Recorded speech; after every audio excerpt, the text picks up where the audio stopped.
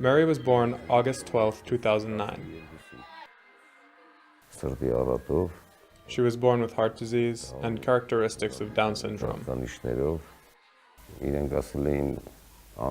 The doctors told me that she would live about 1 or 2 months. I convinced my wife, with some difficulty, to give Mary up, but it took a couple of days. Mary didn't die as the doctors had predicted. Several years later, after a family crisis, her parents decided that they needed to find out what had happened to her. And after some searching, they found her in an orphanage.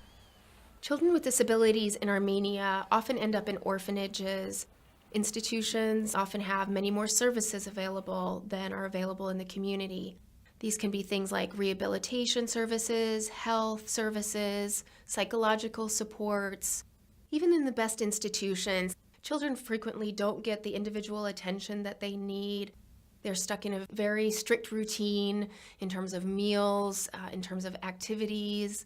They're very often confined to the institution, so it can be very detrimental to their overall development. The institution should be a temporary place. In the future, the child should definitely return to the family. Mary is 7 years old.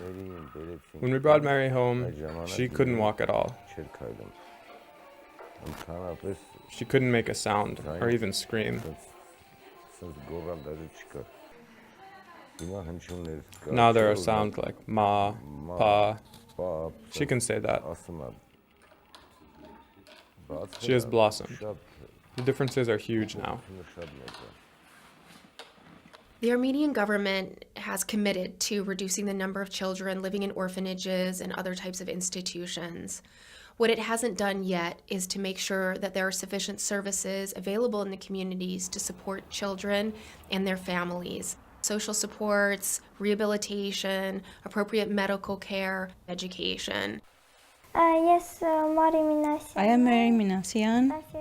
I'm 12 years old. I live with my mom and my sister Annie.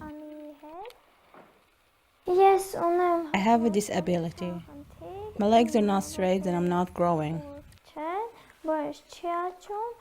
Also, because my legs are curved, my spine is curving too. Mari attends an inclusive school in her community. Inclusive education is where children with disabilities and children without disabilities study together in one school, in one classroom. But it's not enough just to put them together in one classroom. Schools are obligated to provide reasonable accommodations to children with disabilities. So for a child with low vision, this can mean providing large print textbooks. For a child who has a hearing disability, it can mean providing a sign language teacher or maybe even just placing that child in the front of a classroom. It also means providing certain basic accessibility, for example, accessible toilets. There's only one bathroom that's accessible to Mari. It happens to be in the boys' bathroom. So she takes pretty extreme measures to avoid having to use the bathroom during the day, not drinking or eating before she goes to school.